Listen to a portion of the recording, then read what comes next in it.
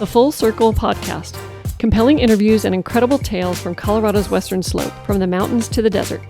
Christi, Reece, and her team hear from the movers, shakers, and characters of the Grand Valley and surrounding mountain towns that make the western slope the place we all love. You'll learn, you'll laugh, you'll love with The Full Circle. Hi, everyone. This is Christi, Reece, and welcome back to the Full Circle Podcast. I'm excited to have our guest today, Ryan Schramm, the general manager of Powderhorn Mountain Resort here in the beautiful Grand Valley. Kind of in the Grand Valley. Do you consider yourself in the Grand Valley up there? Sure, absolutely. Yeah, part of the community, for sure. A big part of the community. So, Ryan, I've been reading about your background and everything, but tell our listeners and our viewers where you grew up and about your ski background. Okay. Long story and very complicated, but not really. So I grew up in northern central Pennsylvania. Not necessarily known for, really great skiing, but I grew up at a really small ski area, about 500 vertical feet. It has like a couple T-bars and a double chairlift. Take what you can get, right? Yep, still in operation today, but so great. My dad worked there. He was the ski school director, ski patrol director, the race director, all that fun stuff. Wear a lot of hats. And they had night skiing, so I used to ski 5, 6, 7 days a week. Every day after school, I would go and do homework in the lodge at one of the picnic tables, and then, go ski and train. I grew up racing quite a bit, so I raced all over Pennsylvania when I was a small kid, and then as I got a little older, we moved into New York, and I raced in New York for a while, and kind of went from there. My dad also owns a ski and bike shop, so I worked in the back of my dad's shop for a long time while I was growing up. So then I decided to go to culinary school because, that fits with ski racing. But went to culinary school and did some pretty cool things and some internships. Worked in New York for a while. New York City. Yeah, and then decided that maybe the restaurant thing in the '90s wasn't so fun anymore. And then I went. That had to have been crazy in New York in the '90s. Yeah, that's an understatement. Definitely a different world than it is today. And so then I went into corporate food service and did that for a long time. Worked for all the big companies, Aramark and Sodexo and Brock & Company. It's based in Philly. And all while doing that, I was coaching ski racing on weekends. So I was still always involved. And then my wife and I were living in Philadelphia at the time. We got in this big car accident on the way to Atlantic City, which is what you do when you live in Philly, and then every weekend in the summer you go to Atlantic City or the Jersey Shore, basically. Right. I think there was a show about that at one point. I've heard, yeah. And we got in this big car accident, and both of us were just like, what are we doing? Yeah. Why do we live here? Well, you're smiling as you tell that story. Were you injured badly? No. Neither of us were really injured badly. I mean, my wife had some whiplash or whatever, but it was kind of that like final wake up call of, wow, we're both professionals and we both work a million hours, but we aren't really doing anything that we really, really, really like.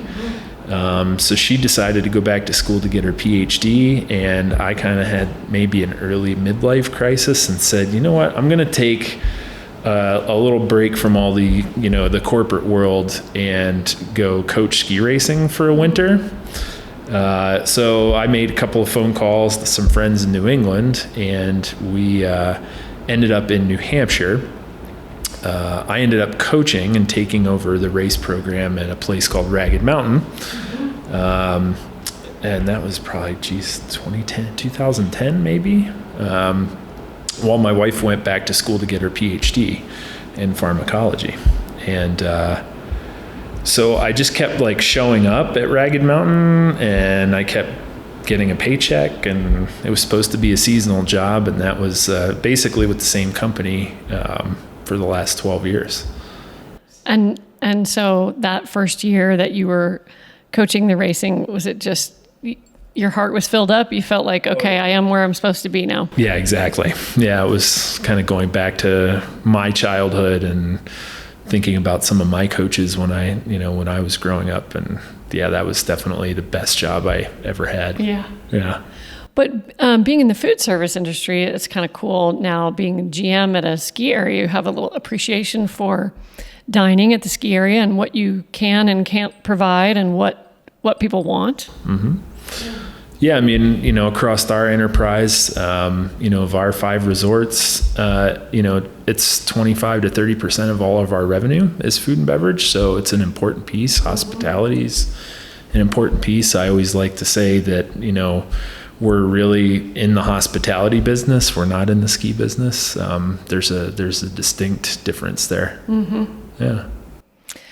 Well, so you came to Powderhorn in what year? Our company assumed operations in November of 2018. So since then, yeah. And was it hard for you to leave New Hampshire, or were you excited to come to Colorado? Well, a little bit of both. I mean, it's always bittersweet. I'd been in New Hampshire for, 8 years, made a lot of friends and have a lot of connections there that I still enjoy. So of course that leaving some of those things behind is a little bittersweet. At the same time, Colorado is exciting, and the recreation opportunities when you live in Western Colorado are pretty exponential. So, yeah. And had you ever been to this area before? A long time ago, like a million years ago, went riding kind of through mountain biking, Fruita and Moab, probably 25 years ago. Yeah.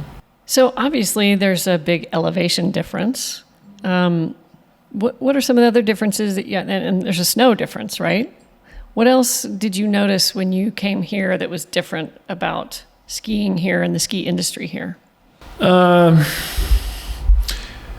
Well, obviously the conditions can be a little different. It's always sunny. I think that was probably the first thing that I noticed. Even when you get a big giant snowstorm, it's always sunny, like either that day or the day after.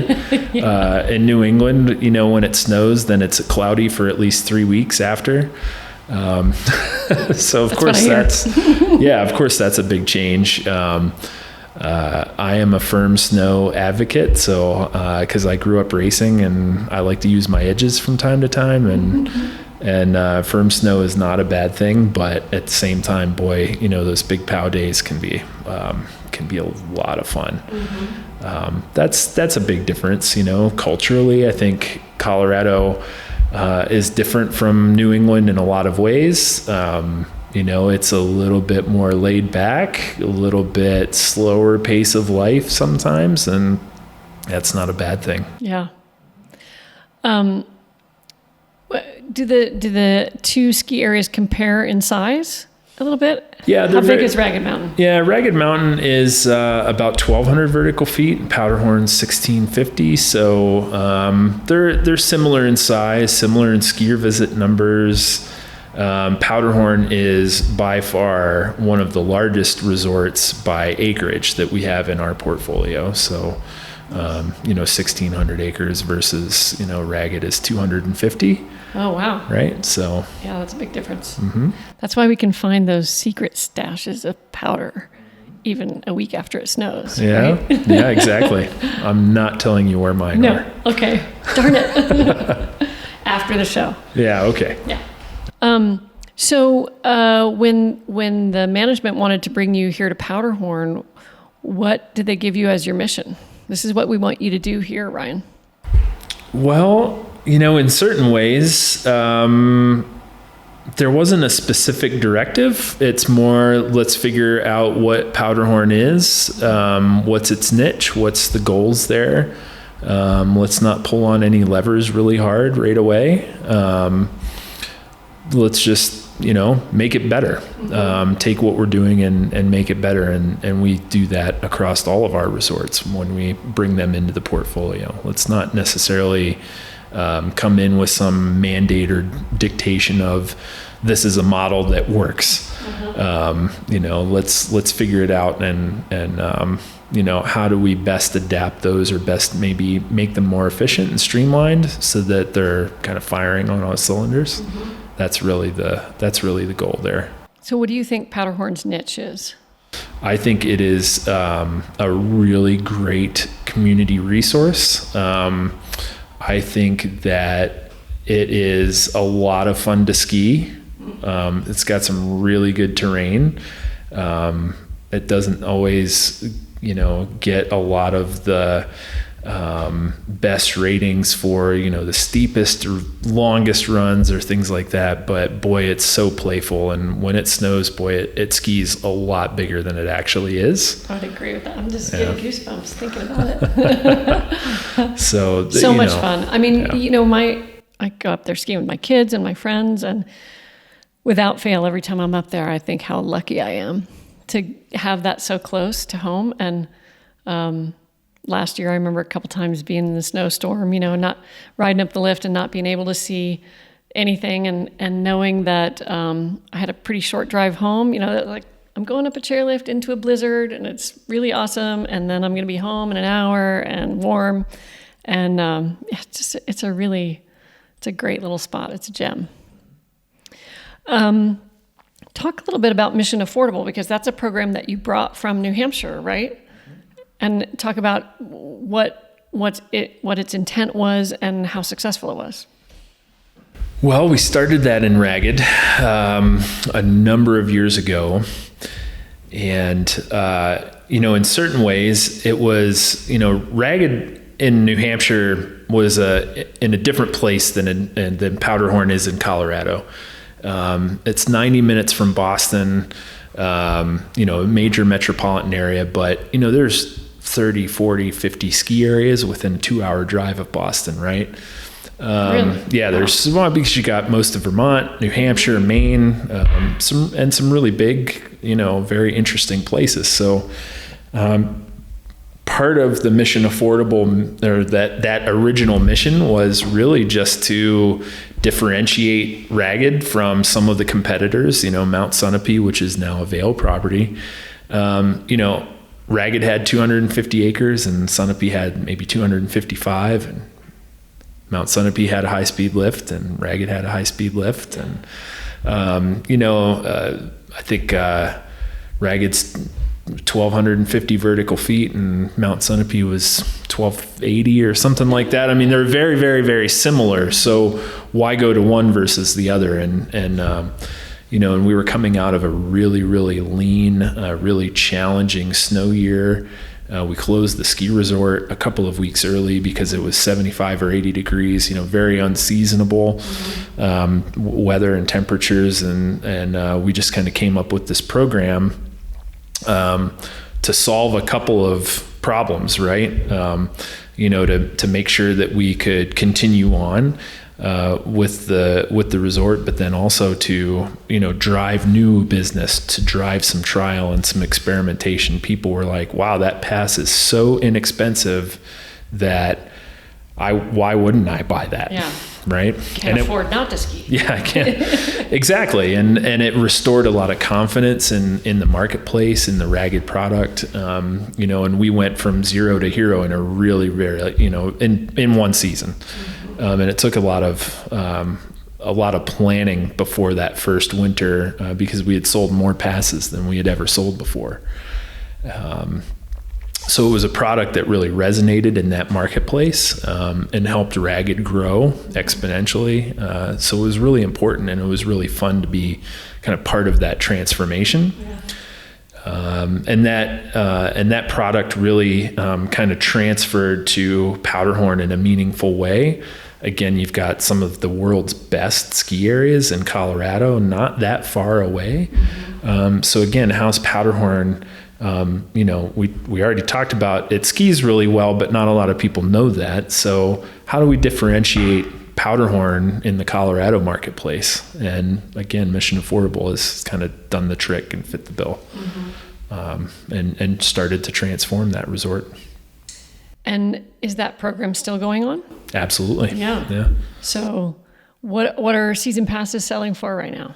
Right now, an adult pass is $479, and until September 6th. So if you're listening, make sure that you get in on that deal before the prices increase.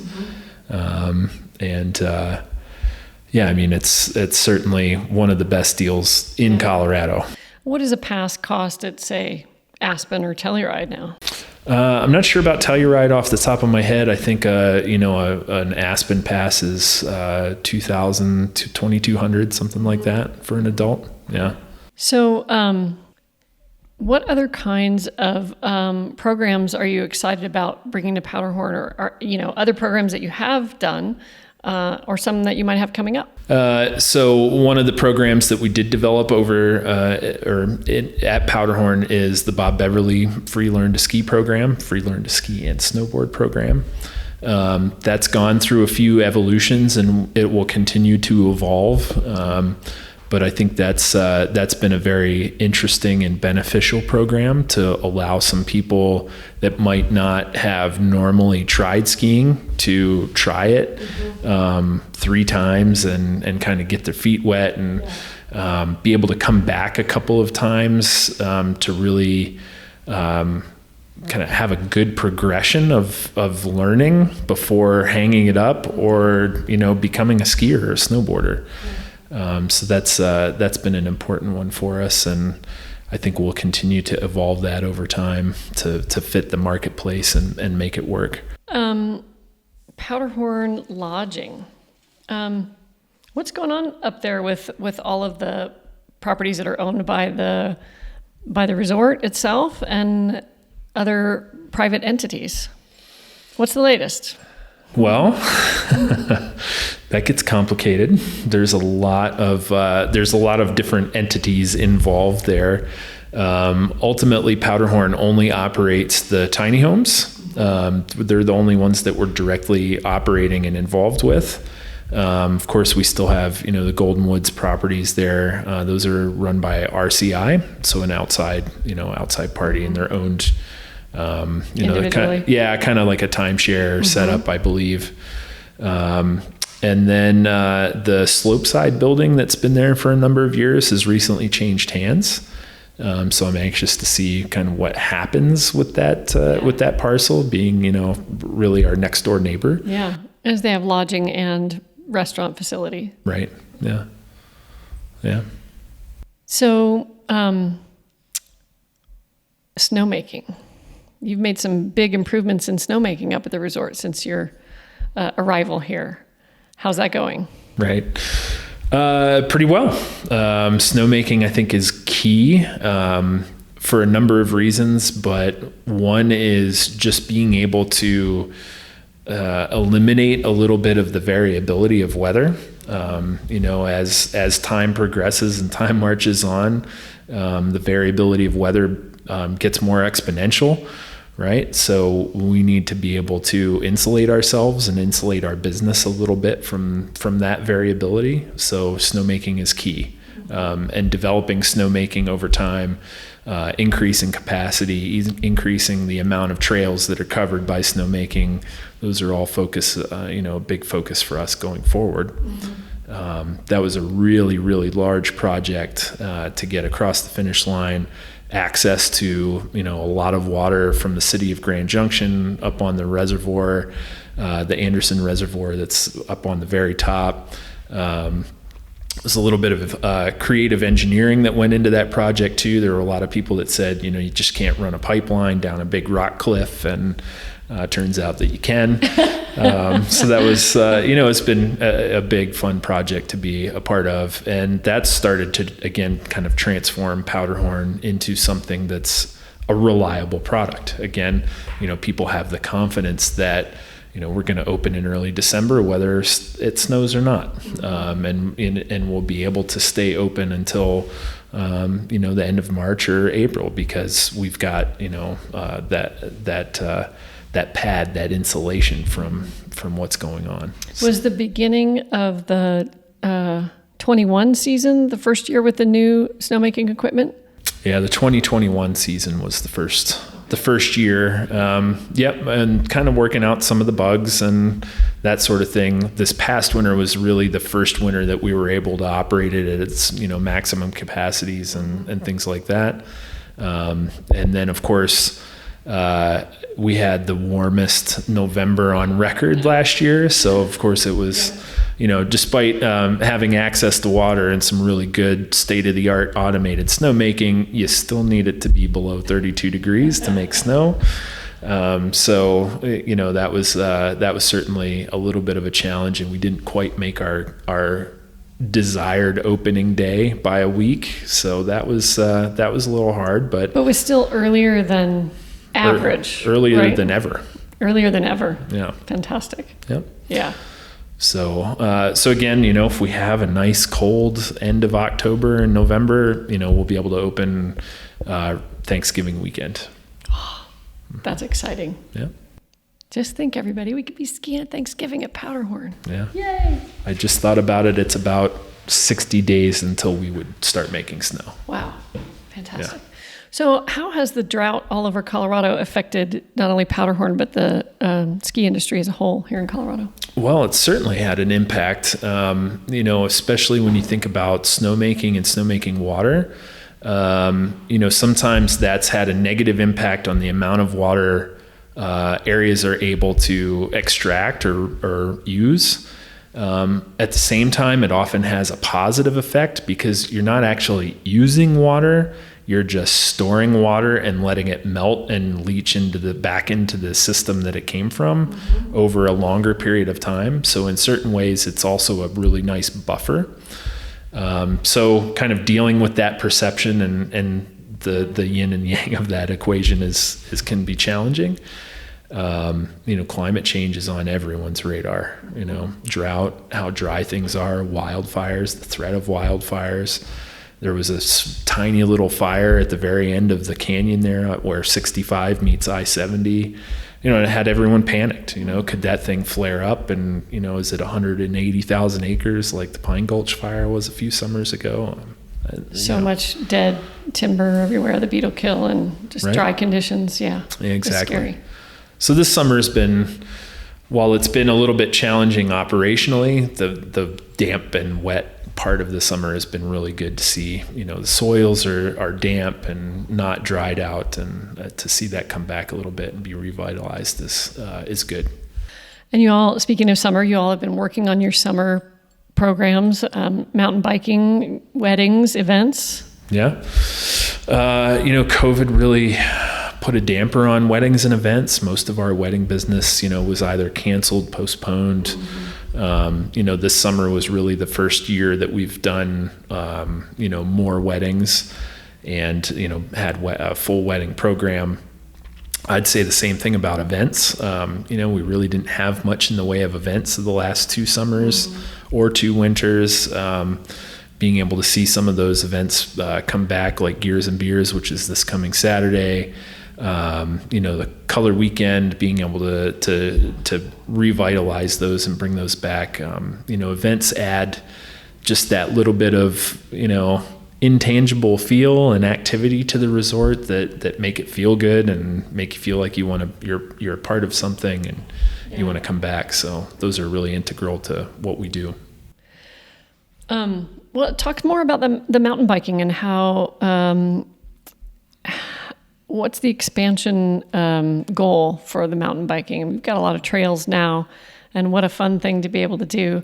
And it's such a nice complement to the cycling community and the opportunities that we have down here, and plus the plunge, and to be able to go up and ride the lift up and race down. Super fun. How many miles of trails would you say you have right now? I don't know if off the top of my head.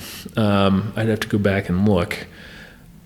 Probably the newest project that we just wrapped up last week was the connector. So it's a trail that connects the top of Powderhorn with the plunge.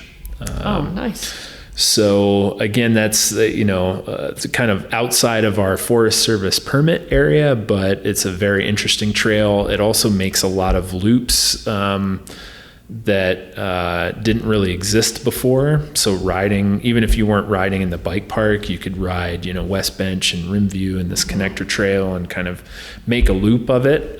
So again, it's now another option for riding that's not going to be 110 degrees in August. You can get up on the mesa and get out of the heat and ride some of those things. It also allows us to have what we like to call the plunge to Powderhorn. So it's an easier alternative for people that don't necessarily want to do the full plunge and the really technical kind of lower half of the plunge.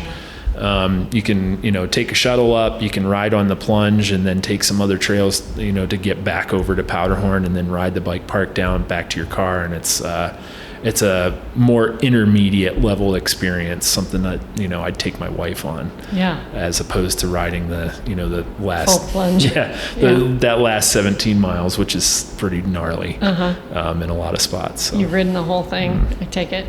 I have not ridden the bottom part yet. Yeah.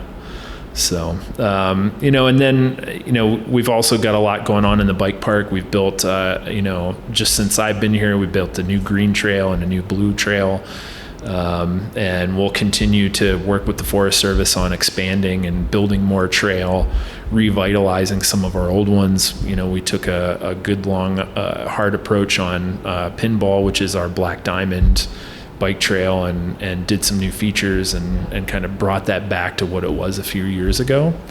And then just working on our master plan and where are we headed and how much trail can we build and what are the things that we're still missing that make it a really great bike park experience. And how much ridership are you getting up there? You're open, are you open every day of the week during the summer? In the summer, we're open Thursday through Sunday. And then kind of after Labor Day, we scale it back to just weekends. The kids are back to school. Kids are a big part of those Thursdays and Fridays. So we'll scale it back a little bit and then kind of cap things off with Color Weekend, which is always the last weekend of September. And that's important for not only the bike park, but just general visitation and people coming up. And we kind of have that big festival and lots of activities and scenic chair rides to view all the, golden aspen leaves. Gorgeous. Yeah. There have been a couple of foot races up there in the last 10 years. Are those going to continue? Like running rate, like trail running. Yeah. We had a couple of adventure races a few years back. I don't know about most of those. I haven't been part of most of the organization of those. I do know that there was one up on the very top, like on Craig's Crest a couple of weeks ago, maybe 2 weeks ago, something like that. I certainly hope those things continue as well. Yeah. The couple of races that I did at Powderhorn were super fun. I think that's a great place to have a run, get up again out of the heat, and you have a deck and a facility that you can kind of gather everybody around. It was really nice. Let's talk about the rebranding that you did and how that came about. So you guys did a new logo, and was that in 2021 also? No, that was a few years ago. That was the start of the 2019-2020 season. Okay. Yeah. So kind of before COVID. When resorts become part of a different group, oftentimes, some rebranding happens. I think it was important for us to communicate that it's, a different Powderhorn. It's, while a lot of the terrain hasn't changed, a lot of our attitude has, and, we're certainly building on that. And I think it was an important, small piece of communication. Ultimately, a logo is a logo, and it doesn't change the skiing. And if the skiing wasn't any good, then that would have been immaterial. So for us, being focused really on the experience, the skiing, the snowboarding, the biking in the summer, what's going on in hospitality, all of those things, lessons and lesson programs, that's really where the rubber hits the road. And that's where we put a lot of our focus. So I think you're doing a great job. Some of the other improvements that you've done in the last few years, the automatic gates. So did that eliminate a lot of employees? Was that a obviously a cost savings and a convenience, but was it hard to think, well, we're not going to be able to employ as many people? I don't know if I would agree that it eliminated a lot of employees. I think it just transfers where some of those employees might work.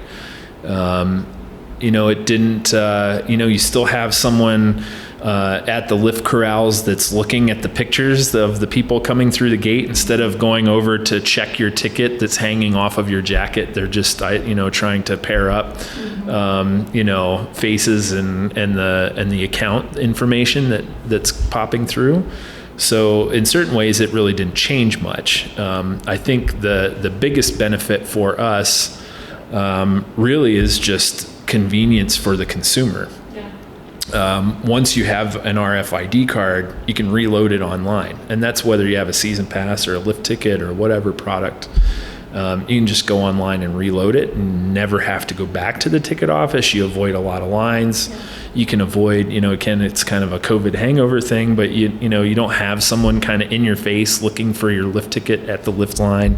You just put it in a pocket, kind of forget about it and kind of breeze through those lifts. So for us, it's more of a convenience factor for the consumer. It's certainly an interesting piece of technology. I think that might continue to evolve over the next 20 years. And, who knows, you'd end up embedded with an RFID chip in your arm or in your phone. Your phones are the ones that are actually activating the gate, that sort of thing. But it'll be interesting to watch for sure. Yeah. What other kinds of things are you looking forward to implementing at Powderhorn? I mean, I'm sure you get the question all the time about the West End lift. It's a kind of a throwback. Yeah, we've got a couple of things, in the near term and in the long term. We've purchased a new groomer for our fleet this year. So again, just making sure that the grooming fleet is up to date, newer, not, you're eliminating a little bit of maintenance and downtime and, just like if you owned an old car versus a new car, so that piece is important. Those things are ridiculously expensive. It is definitely more than a median home price in Mesa County. So those things are, really important to keep up with. We're working with the Forest Service on approvals to install a new magic carpet lift or a conveyor lift to expand our beginner area to be able to teach more very new, inexperienced lessons. Again, that's going to be really key to growth, key to getting new skiers started. Exactly. Whether that's youth or adults or people that are moving to the area that never have had the opportunity to experience skiing before. That piece is really key. We are working on what are we going to do with the West End lift and that replacement. Not ready to make any kind of announcements, but that's certainly being thought of, being engineered. Being planned on for a replacement sometime soon. And then after that, we're always in this constant, what's new, what's next, what are the things that we need to improve on. I think that the base lodge needs a little bit of love and some expansion would be fantastic. Being able to add to that lodge, adding capacity, adding some seating capacity. The deck is great, but boy, when it snows, there's, the lodge gets inside. A little bit small, right? So, looking at those things and how do we move that forward? It's always, it's like when you paint your house and then all of a sudden you realize that, boy, that trim is not the right color anymore. Or, you always find that next thing that you've optimized one thing and now you've got to look at something else. So for us, that's always a top of mind, always trying to evolve and look at those things to make them better. Mm-hmm. And is there any chance of further expansion of the runs?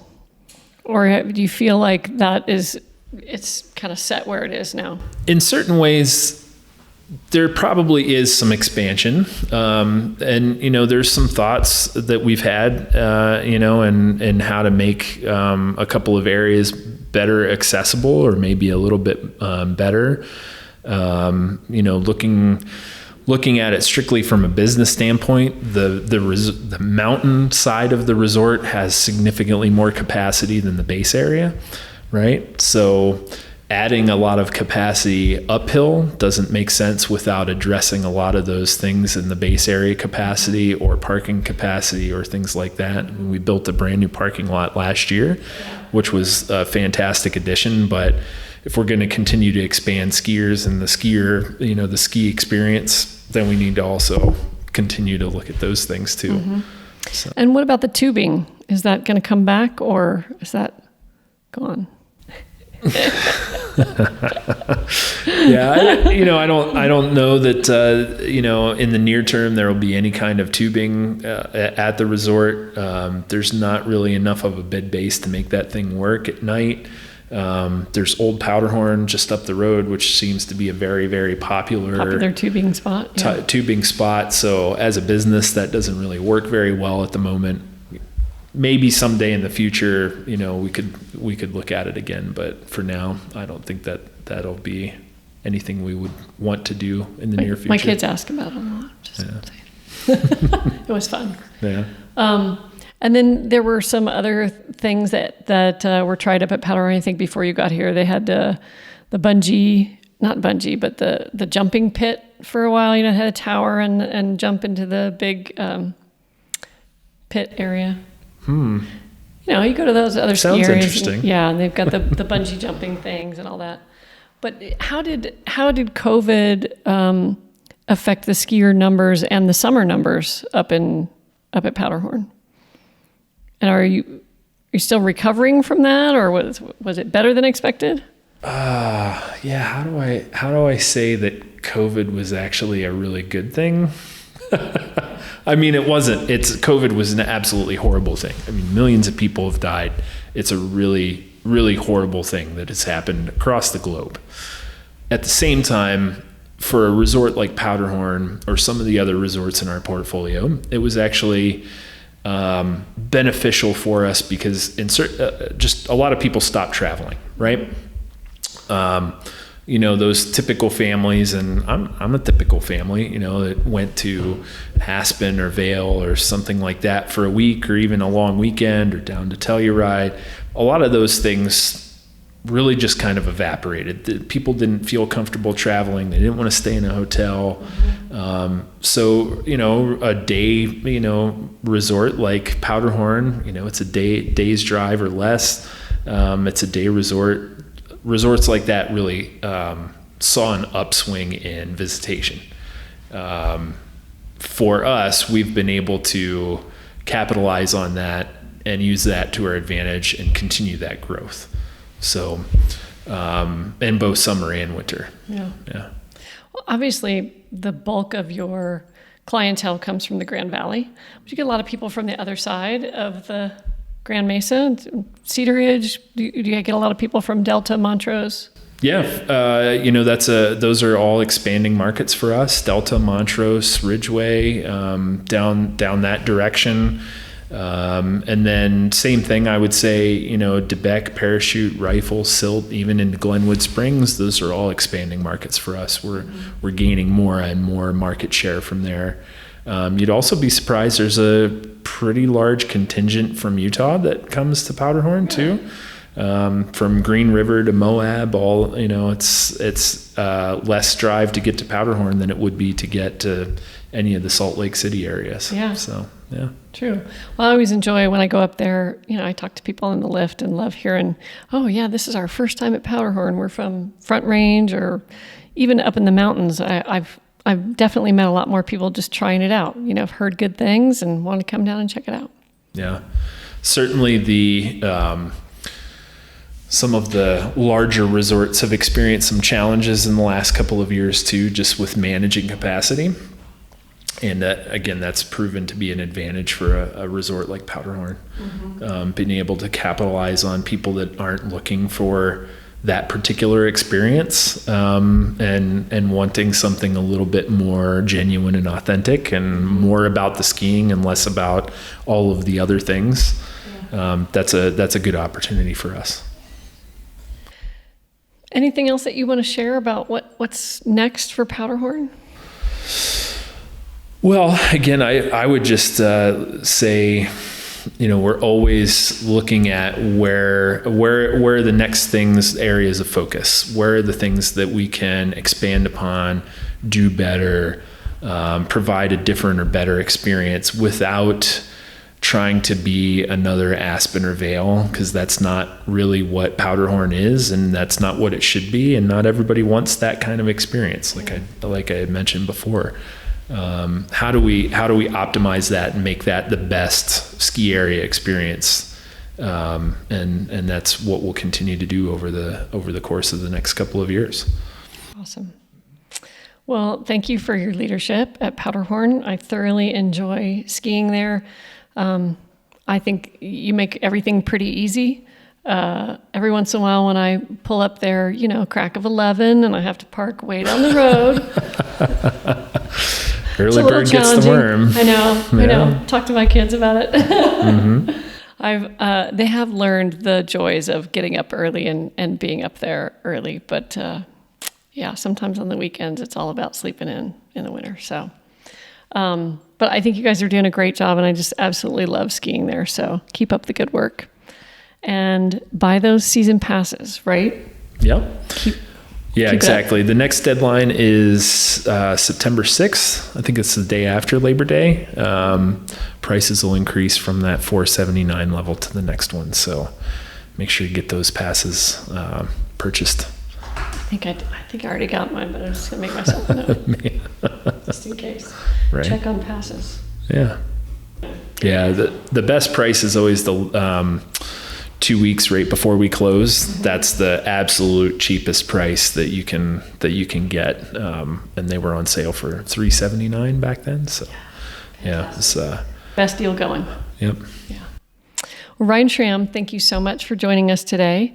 The website is powderhorn.com. Yep, absolutely. Yeah, so go to powderhorn.com. You can buy a pass. You can learn more about the programs that they offer: ski school, learn to ski, summer programs, mountain biking. It's just a great resort, and proud to have it here in the Grand Valley as part of our community. So thanks for joining us, everybody. We will see you next time on the Full Circle Podcast. Bye. Thanks for listening. This is Christi Reece signing out from the Full Circle Podcast.